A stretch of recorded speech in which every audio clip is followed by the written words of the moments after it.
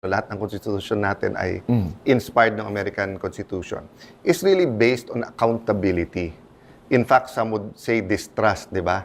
Na you don't trust royalty or a king or a monarchy, kaya ka nga meron executive, legislative, at judiciary, interdependent, but also may check and balance. Ang bad part naman is more of the fake news. Kasi meron fact, meron opinion. So good example yung sa ombudsman. Nag-statement yung ombudsman that he will give way to the impeachment court. So meron naman respected law professor na naglagay sa Facebook na, sandali lang ha, hindi immune ang vice president sa suit.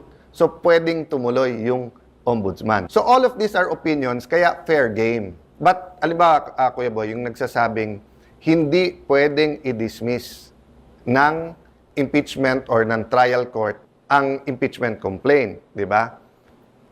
That's not an opinion. It's a fact that you can dismiss it, you can hear it. And when you hear it, you can acquit or you can convict. Why can you dismiss? Ang unang titignan ng korte, yung jurisdiction. So ngayon, may jurisdiction ba o hindi? Opinion ulit yon. So naghahalo-halo ngayon lahat, Kuya Boy, yung facts at saka kaya maraming fake news ngayon. Maraming nagsasabing, hindi pwede yan. So that's why it gets confusing. Remember, Kuya Boy, we haven't had an impeachment na final mo not only on the last day of the session nung Senado, but also in the middle of an election. Alam naman natin ang Pilipino, pag 3 years before, pag midterm, ang iniisip na 2028. O, alam naman natin, nung inaresto at dinala sa Hague ang dating Pangulo, lalong naging emotional na ngayon. So, after that, and then may impeachment, so, naghalo-halo talaga, Kuya Boy. Final ang articles of impeachment sa Senado, February 5, eleksyon. Dito nang gagaling yung akusasyon sa Senado na pinatulog ng Senado ang kasong ito ng ilang buwan. I don't blame the idealistic. Dapat inumpisa nyo, etc. Kaagad-agad. But kami sa Senado, we have to be both idealistic at practical. For example, if we started it June 2, hindi rin matatapos, Kuya Boy, ng June 29 eh. Di ba? If you started June 2, mag-i-issue ka ng summons, 10 days. And then sasagot yung kabila, 5 days. And then pag-convene namin after 15 days, ang unang issue pa muna nun, may jurisdiction ba? Kasi sinasabi nga ng Vice President Duterte na mahigit isa ang final in 1 year. In 1 year. By that time, issue naman tatawid ba to sa 20? In the meantime, ilan napaka-importanting national legislation, mga bills, na mabibinbin. So you needed January 2 to January 10 para pagtuunan ng pansin yung mga nakabinbin na mga bills. Clear kasi sa akin, Kuya Boy, na yun yung intention, but grabe yung reaction ng media at ng maraming tao. Na dinidelay. So, nung 9, pumasok ngayon si Senate Minority Leader Coco Pimentel at si Deputy Minority Leader Sen Risa because nakita nila may ano tayo, may public clamor, meron ano. So, ngayon na to. Diba? But whether we started on 2, 10, or 11, talagang after SONA talaga ang uupo talaga yung impeachment court eh. Okay. Ang debate doon ng ibang mga tao ay, basta makita lang namin na you were paying attention to the impeachment, priority nyo ang impeachment case. I think that became very, very emotional. Hindi pwedeng hindi mag-multitask ang Senado. Correct. I understand that. Congresswoman Laila De Lima raised a point about the ombudsman na while the Senate impeachment trial is happening, what if the ombudsman decides there is no probable cause and dismisses the case filed in the ombudsman? The former senator was also a former justice secretary. Alam niya naman to eh. Ang problema nga, inuuna niya yung politika eh. No? So, first of all, alam naman niya hindi tayo bound by what the ombudsman says. So, the ombudsman can say walang probable cause as far as anti-graft and corruption laws. But we can say sa impeachment court, she's guilty.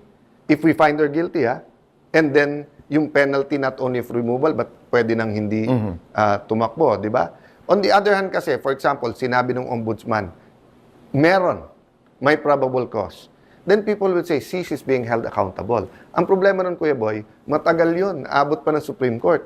Pwede siyang tumakbo sa 2028. That's why nga, yung ilang Okay. political groups, mas gusto nila impeachment kasi mapagbabawal si VP Sara from running in 2028. Let's go to one of the most controversial statements of the Senate President na talagang pinag-usapan. Sabi niya, the Senate Impeachment Court can dismiss the case. Always part of the trial is to determine kung may jurisdiction.